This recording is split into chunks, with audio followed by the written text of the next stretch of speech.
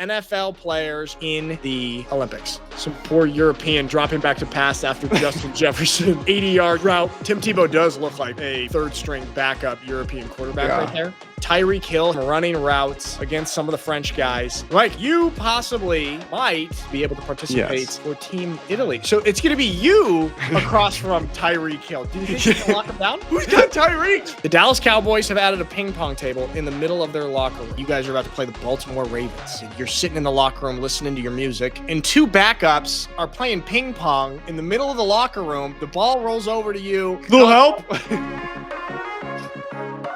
Hey, Mike, I see you've worn your very best off-white, eggshell white / gray, dusty, hooded sweatshirt for the show this morning. Is that a stain I see near the bottom? Oh, this old thing? Yeah. It's not dusty. I dusted it off. Okay, this is my Sunday best, as they say. If you're referring to this, yes, that is a stain that I sustained on the flight over to your wedding. And I haven't gotten it out because I haven't washed it. Okay. The sweatshirt. And so I've just been walking around with this stain. Are you trying to blame me for the stain then? Because it was on the flight to my wedding? Yeah. Yeah. What is it? What is the stain? It's grape juice, more or less. Okay. Oh, okay. It was a long flight, and I just needed something to calm my nerves. And they shouldn't have served it to me during takeoff. Mikey in his shaky hand. Well, looks like you had a good first communion right there. It's spilled on your shirt. Congrats, Mike. All right. We got some big news that we got to talk about in the sports world here. We mentioned on the last episode that they were going to vote. NFL teams were going to vote on the possibility of NFL players being allowed to play in the Olympics. And we have a result on that. And the fact of the matter is that NFL players are going to be playing in the Olympics. Okay, here it is. Let me throw this up. I got a little delay here. Dream Team.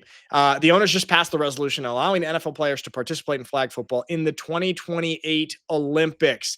So the rule is that there's going to be one player from each NFL team allowed to participate, plus the designated international players. Like if a team has an international player, part of the International Pathway Player Program, then they can play for their home country.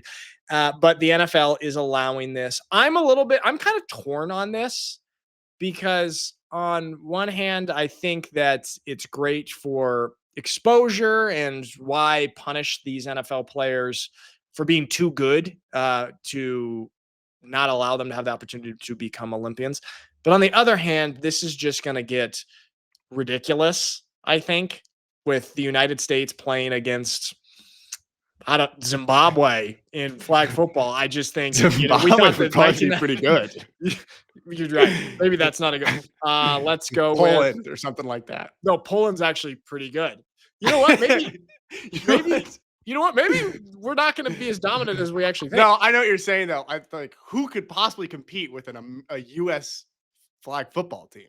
Yeah, I know. Okay. And this is kind of a big story with the memes online right now. I'm just going to throw up a couple of these. Some of these are just very, very funny. Let's gosh.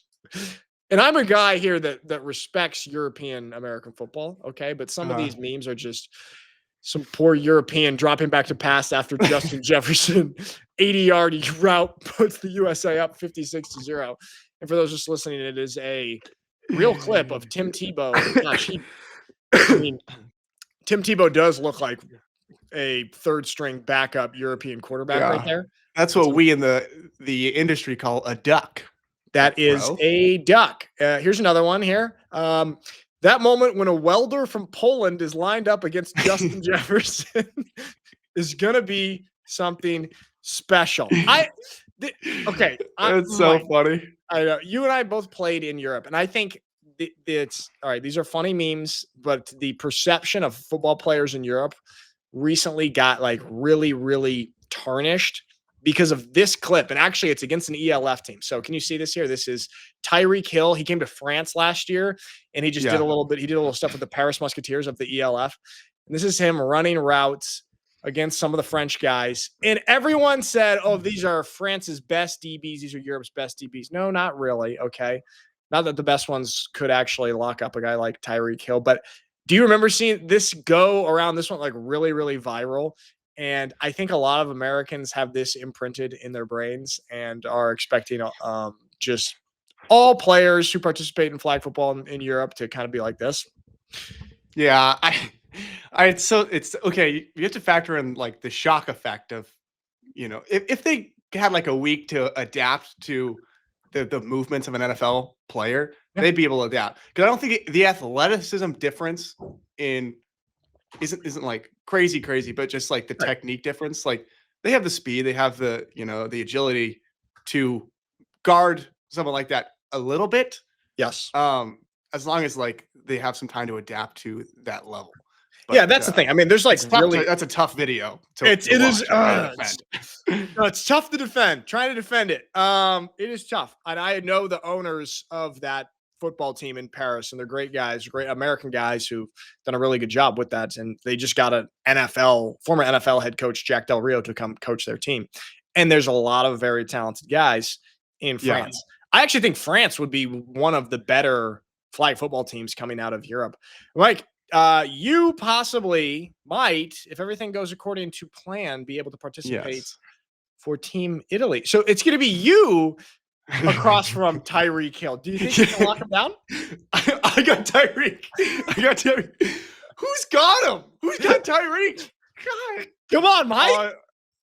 I have to guard him pretty much. My dream, if I play my cards right and I, really beg and cry and plead and get back to training hard leading up to 2028, my dream is to secure a spot on that flag football Olympic team, and we'll see. I think it'd be crazy for Italy. For Italy is what I'm saying. For Team Italy, because for those who don't know, Mikey and I have Italian passports, Italian citizenships, and I got to play for the Italian national team in the European Championship for real football, tackle football, in 2021. And Mikey, because of your youth, it's very realistic that you might be able to play in 2028 for Team Italy.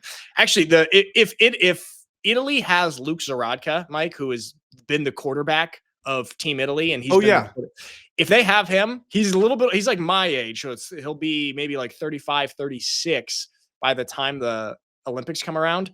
But when they went over for the the World Games in Alabama 2 years ago or 3 years ago, was it? And they made it to the championship and they played against Team USA. They ultimately lost to Team USA in there, but they were actually like Team Italy was pretty good because they have a real American quarterback. I think that's going to be the biggest difference. Who is Tim? Yeah, that's the biggest thing. But so does quarterback doesn't go both ways. Every other position in flag football goes both ways, correct? I think so, because I can't imagine, no offense, Luke, I cannot imagine Luke Zaradka backpedaling. He's like 6'8". So I just would kind of feel a little bit. What was the USA team at that point was made up of who? It was guys who were, I don't know exactly, but I remember that their quarterback was this like very, very small guy. He was like 5'6" or something. And he was talking a lot of trash on Twitter once it got announced that flag football might be coming into the Olympics, because then some NFL players started jumping in and being like, oh, I'm about to play in the Olympics. And this guy who's been the quarterback for the Team USA flag team is, firing back saying, what makes you think that you could just jump in and earn a spot on the flag football team just because you play real football? Which I think not a great argument, is it? Yeah, that's tough. Well, his job is going to be gone. Sadly. Yeah. What do you think? You think it's good that they're doing this for having the NFL guys in it? Yeah, that's tough because, like, I think if you do this, then the United States is obviously clearly just going to obliterate everyone, which it's not. It's not necessarily a problem. It's just not so interesting. I think the flag football competition or category in the Olympics would actually be really, really interesting if the United States did not have NFL players. Now they'll have some NFL players or one NFL player from every single team. It's going to be really, really lopsided. So it'll be a battle for silver. And I think that'll be interesting. So that's the downside, I would say. The upside is the exposure to football. And granted, I know it's flag football, but ultimately this was the NFL's plan all along. Like, they were super instrumental. I think Roger Goodell and the NFL were super instrumental in getting flag football put in the Olympics. They're just trying to shoehorn in football into everybody's minds in the world. And the Olympics is the biggest world stage for sports, like globally. And you're going to get like guys in, Thailand or whatever, seeing flag football. And they're like, okay, I'm kind of interested in that. And maybe all of a sudden they'll become an NFL fan. So I do think that that's good in the long run. But we do have Roger Goodell to thank for that, which I'm happy about. I am happy about that. They'll be having that. Also, it's cool. Some guys that we know, Mike, are going to be able to get the chance to try and lock down Tyreek Hill. Pepe versus Tyreek. I have my money on Pepe. All right, let's look at this. Okay, this is something. So people are having a lot of fun with this. Of who would be the dream team of NFL players on a flag football roster? This is a pretty tough roster to beat. Lamar Jackson at quarterback, Jamar Chase at wide receiver, Justin Jefferson at wide receiver, Tyreek Hill at center, because you got to snap the ball. Then he can go out for passes. Jahmyr Gibbs from the Lions. Oh, I guess this guy you didn't have him playing both ways. Then they did a whole defensive route. Fred Warner is actually the perfect linebacker for flag football, also for regular football, just because of his ranginess. Do you like this roster here, Mike? Yeah, I think it's pretty good, except Gibbs. I'd put Christian McCaffrey at RB. Are you kidding? Yeah. Christian's like the ideal flag football. Yeah. He's athlete. He would be actually kind of perfect there. I don't know. Yeah, Jahmyr Gibbs. Maybe they're going for a youth thing here. I don't know. So that roster would be pretty tough for the Polish squad to compete with, the welders from Poland. No, I don't like to disrespect the players who play football outside of the United States. I like to lift them up, and there's a lot of very talented guys. And actually, we've seen that, Mike, because we've seen some of these guys make it to the NFL in recent years. We played with one, Moritz, our buddy Moritz. Moritz Burns. Gentle giant. Gentle giant. Okay, so there we have it. Flag football officially in the NFL. One player per NFL team will be participating. It's gonna be fun to watch. Who do you think? Who would you have as a quarterback? Who would be your ideal quarterback from the NFL? Yeah, I mean, Lamar Jackson is probably the best option just because of the running ability. Yeah, maybe. You know who might actually like really, really thrive is someone like Kyler Murray, because that's what I was gonna say. Right? Yeah. Because it's like recess. It's like backyard football, and that he's the perfect recess quarterback. Exactly. And the biggest downside for him is his height, which is not really a factor in flag football because you don't have to see over an offensive line. So actually, you know what? I would maybe Kyler Murray might be up there for me. One of those two guys. It's not going to be Jared Goff. I'm sorry. Because he cannot move, okay? But I would go with one of these two. I don't think Josh Allen, how good he is, I don't think his build and it just doesn't translate as well. You know? So it's like you can be an incredible NFL quarterback, but it's like you're missing out when you transfer to flag football. You know who you're sounding like now, Mike? You're sounding like that little guy from the flag football team who was the quarterback previously, who said, just because you play in the NFL doesn't mean you're going to be on the flag football team. So just like him. Yeah, I'm on that guy's side. Yeah, there you go. All right, sticking with the NFL. I'm so intrigued. Nick Sirianni is just sort of an enigma for me. I can't figure him out.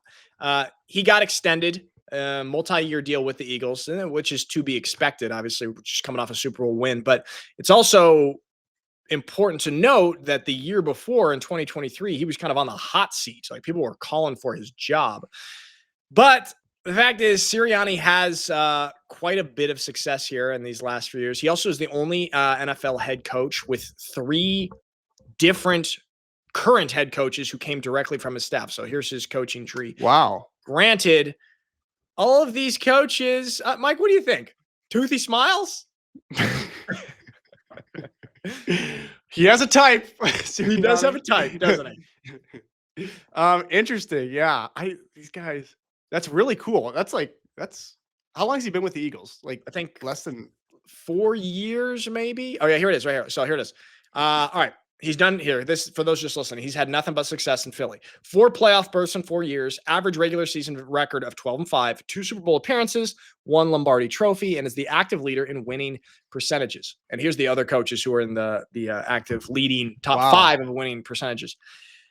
I get all that, but at the same time, and we've talked about it on the show, how much of that is him? And how much of that is, okay, the GM, Howie Roseman, who is like talked about as far and away the best GM in all of football, and they put together the best roster, like just incredible moves here. For the fact that they got a guy like Zach Bond coming from New Orleans last year on a 1-year deal playing for pennies. Granted, he did just get a big contract after this year, well-deserved. But just moves like that, they had such a great roster. It's almost, is it unfair to say, like, you could kind of put anyone in that situation and they would have at least similar success? What do you think? Very interesting. This is like the same thing of calling Brock Purdy a system quarterback. You can put anybody back there. Yeah. This is a system head coach. The infrastructure is built. You can plug and play any head coach. Yep. That's an interesting concept, like a plug and play coach. Like, it's kind of, but also, okay, it's like, for Brock Purdy, you're like, okay, he looks like a little boy. He's short. Like, this is why people go, okay, he's a system quarterback. Nick Siriani, he's got a weird personality. He has a weird head coach personality and like talking trash and stuff. It doesn't seem like an elite head coach behavior and personality. And so that's why I think you can make these. Are you, Mike, being a bit close-minded with what you think is a good head coach personality? Are you being close-minded and not open-minded to maybe a new style of head coach? Yes, I'm being close-minded. I don't. I just, but I think that's a good point about they have such a good roster. How could you mess it up? That's what I'm saying. Like, yeah. Now, he's not an X's and O's guy. He's not like necessarily a scheme guy. He is a culture guy. He's sort of like those, the CEO quarterback or coach types. Yeah. But with the other guys that we've seen who are kind of like that, they don't have such a, let's call it like fiery personality. It's like he's got the personality of a strength coach or like a linebackers coach. Yeah. And it does throw me off. I don't know. I don't want to be a hater on him because we were just talking about, like you said, the Brock Purdy situation where people are saying, oh, anybody could have success in that system. And I hate that argument. But I kind of feel like, not that he's a bad coach, he is a good coach. I do kind of feel like a lot of coaches would have, maybe they wouldn't have won the Super Bowl. Maybe they wouldn't have been to 2 Super Bowls. But I think it would be hard to not have at least a small amount of success in that situation with the roster around you, with the infrastructure and everything there.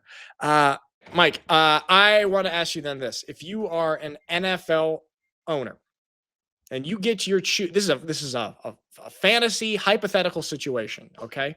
Sort of my fantasy. If you're an NFL owner and you get to choose any head coach to start your franchise with right now, who are you taking? And here we've got a list here. This is somebody's ranking of all of these head coaches in order from 1 to 32. It's a personal ranking. I don't necessarily agree with it or all of it. So you can see the top 20 right here. If you want me to scroll down, you can see the bottom 10. I don't think I'd like to see the bottom 10. Okay. What do you go with Brian Schottenheimer from the Dallas Cowboys? I don't think so. Okay. I'm just absorbing the whole scope here. And you are not allowed to pick Liam Cohen from the Jaguars because I have to continue my hatred of the Jaguars. Okay. He's been removed from the list. He's not allowed. Okay. I think I have my answer. You've got one? Yeah. Okay. Who are you picking? Actually. It's hard. It's way harder than it's really hard. Okay. Let me narrow down to my top 3 first. Okay. It's going to be Dan Campbell. Okay. Andy Reid and Sean McVay. Because I just think he's so cool. And I think he's like, I think Sean McVay personality wise is like the perfect balance of player, coach, and respect. Like, I think he's able to walk that line really well. And I think he's got crazy charisma, especially for how young he is. Yes. And he's just like a cool guy. Yeah. But he's also like just a baller head coach. Like He's also, I think he'd be an exciting guy to build with. Yeah, and he's just got he is like also. you watch him at practice, like this passion and just like the energy he brings, like in Hard Knocks and all that stuff. I like it. Yeah. He is also like one of the rare coaches, I think, that you could call both a culture guy and a scheme guy, because we've had, it's very generalization but we like to throw coaches into categories of being, okay, is this a scheme head coach, like let's say a Kyle Shanahan, or is this a culture head coach like, say, a Dan Campbell? And I feel like Sean McVay is a great example of someone who's a bit of both, and also like he does command authority while also being young and relatable to players. So I like that. That's a good top three.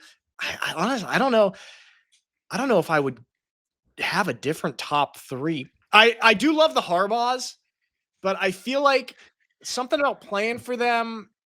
I feel like I would always really, really want to impress them and never feel like I could. There's something there to where I would always feel there's a void. There's a distance, I think. I don't know. Oh, interesting. But I feel like I Let's could. unpack that.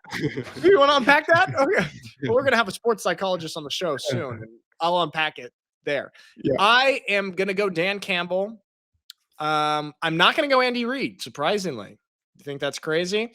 Why not? What is your gripe with Andy Reid? No, I don't have a gripe with him. I don't have a gripe with him. I just don't. I'm starting a he's a little bit old maybe for me to start my franchise. Okay. He's old. Okay. So you don't think he has the energy? That's a fair point. You know what? I think I might have the same top three as you. Dan Campbell, Matt LaFleur. The only other one who would be in my conversation actually is Kevin O'Connell. I actually love Kevin O'Connell, Minnesota Vikings head coach. They like to call him the tall Sean McVay. So he has a lot of those same characteristics where he is combining culture plus scheme. All right. So we'll go with those top three then, huh? All right. You got to narrow it down to one, Mike. Pick one. Man, I'll just say Sean McVay. I think Dan Campbell's great, but I think Sean McVay overall has a better balance of both and scheme. I think Sean McVay would be very fun to build with, and you get the right people around him and support. You get him out of LA.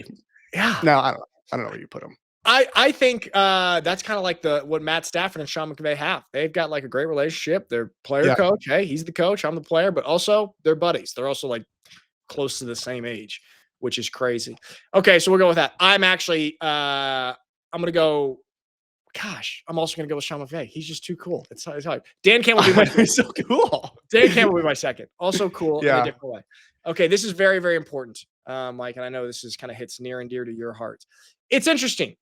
And this shouldn't make news, and we shouldn't even be talking about it, but we're going to, because the Dallas Cowboys have added a ping pong table in the middle of their locker room. New head coach Brian Schottenheimer likes how it brings out the competitiveness, okay? So we've got that. If we scroll up a little bit on this tweet, somebody said that week 7, quote, Cowboys have removed the locker room ping pong table update will hit like crack. Which, okay, that's a little bit pessimistic for the Cowboys season there, this Ian Hartitz guy. What is your thought, Mike, on having a ping pong table in the locker room? Good for culture and competitiveness, or a distraction? I think it is fantastic for culture and competitiveness. I think it is one of the best things that you can do. Okay. I am a huge ping pong fan. I love it. My only stipulation with the ping pong table is it might be better. I don't know if they have like a player's lounge, but if you put in a player's lounge, I think it might be a little bit better. Like somewhere everyone's hanging out before meetings or something. Right. I don't know if they have that in the NFL, but nonetheless, having that in the team environment is one of the best things. Those tournaments, that competitiveness, it's so fun. It's a great outlet. It's great distraction. And it allows you to come back to football with new appreciation because your mind has been focusing on ping pong in this beautiful game. So I'm always for it. And I think it's mean when they take it out of the locker room if they're losing and they take away their ping pong table. It's so mean. You guys lost your ping pong table privileges. Okay, hear me out. Yep. I like what you said over there. That all has value and truth to it. However, imagine this situation, Mike, okay? you're getting ready. It's week 3, whatever. UK, you guys are about to play the Baltimore Ravens. All right. And you're sitting in the locker room listening to your music, getting ready for the game. And 2 backups are playing ping pong in the middle of the locker room. The ball rolls over to you. It could be a distraction. I think it could. Little help. Yeah. All right. So that was a fictional situation. Obviously, it's not going to happen like right before a game, but I do think it could start some fights because some people are going to get annoyed by the ping pong going on in the middle of the locker room. It's kind of a sacred place. So I'm with you. I would put it in like a player's lounge. Yeah. I just that's a fair point, right? Okay, here's what I'll say. Game day, it's off limits. Game day. So they should send somebody in there to take paddles and balls out on game day. Because that's having some backup or some practice squad guys going crazy on ping pong in 20 minutes before the game, full pads. Well, what you're going to have here is you're going to have to have a new role within the organization is sort of ping pong monitor to make sure that they're just getting the benefits from ping pong and none of the drawbacks and none of the distractions. Laura and I played ping pong yesterday in the Schwäbisch Park, and she beat me. She did beat me. Well, you just don't have the build for the sport, and that's okay. You've never respected my ping pong game ever. No. At Oregon State during like fall camp, I play ping pong every day. I had tournaments. The problem with ping pong, I will say, is that if you're playing it right, you will get drenched in sweat, and it does take a lot of energy out of your legs. And so there is a little bit of detriment. During fall camp, I was getting very exhausted from my ping pong before practice, but it kept my morale up. It kept morale high. Okay. Your morale. It's more it damaged you physically then. You got tired. Yeah, but I went into practice with a better attitude. Okay. What's more important? Having fresh legs or a good attitude? Good attitude. Good attitude, you can overcome anything. That's true. You know what? All right. I'm kind of for it. All right. The ping pong, just not on game day. Who was the best ping pong player at Oregon State while you were there? You're looking at him. Oh, okay. I was so good because, I wasn't really playing that much. And so my real passion and focus and where I got most of my self-esteem was from competing like crazy on the ping pong table.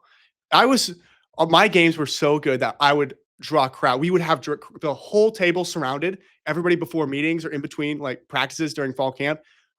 Crowd, people screaming. It was intoxicating. Money's going around, people betting. When people heard that I was playing, okay, you know, this is really me and Nick Moore, Matt Moore, who played the NFL, who was quarterback for 10 plus years, his little brother, we'd have some crazy battles. And they'd send a video guy down to film us.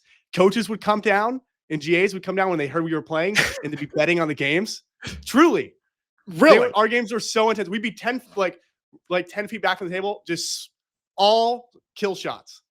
I'm going to need to see video footage of these. Do you guys have it? Yeah, somewhere. I have a lot of videos, a lot of filming. But then I got to give credit to Noah Togiai, who's sort of my ping pong mentor at Oregon State. He's a few years above me, and he's been in the NFL, tight end for a while. He's with the Eagles actually right now still. But he was really good. But he was 6'4", so he had the length. You got the wingspan. That's a tough thing. Yeah. You got that. But we had some battles. All right, there we go. So Mikey Alfieri will be entering into the Dallas Cowboys locker room to revitalize his ping pong career. All right, we got to touch on the NBA playoffs. The Western Conference Finals kicked off with the Oklahoma City Thunder and the Minnesota Timberwolves playing. OKC won game 1. And the big story, Mike, out of this game is SGA flopping over and over and over again. He played great. He had like 30 plus points and he's, one of the best players in the NBA, but he's been having some egregious flops right here. Okay. As you can see, here's one, just man, brutal. And then he's getting absolutely roasted on, here we go. This is Shai practicing his foul baiting before the game. This is actually what he was looking like. This is actually what he's doing right here. And I just really think, funny. Man, why also in the playoffs, just what is it about basketball culture to where flopping is just so accepted and so it's like it's equivalent to soccer here, right?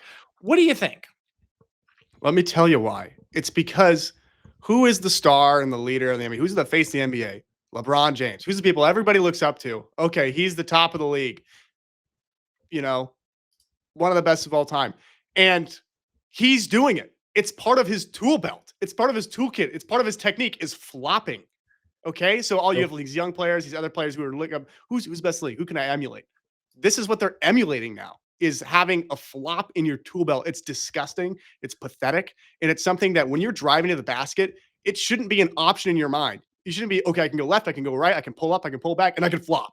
Yeah. That should not be taking up mental bandwidth in your brain when you are competing like at the highest level. It's pathetic. And the more you do it and the more it goes in your brain, the less you're thinking about how do I actually score? How do I actually get to the hoop? And you're thinking of how do I take advantage of getting a call here? Yeah. I think when you what do you think? I think when you look at them, because some of them are, they seem pre-planned. Like, all right, I can understand a flop. I don't respect it, but I can understand a flop when there's clearly a contact and you just want to make it look a little bit bigger to try and draw the foul. Okay, I understand that, but that's not necessarily pre-planned because you didn't know that you were going to get contacted here. But when I see flops that are like clearly pre-planned, like you're going down, you're driving down the lane, nobody's touching you, and you just fall, I just, it's absolutely ridiculous. So SGA, good game, brother, but can you not do the flop? You know what? Whatever. Keep flopping. We'll keep talking about it. It is fun to see the way that his body can contort in all sorts of different ways.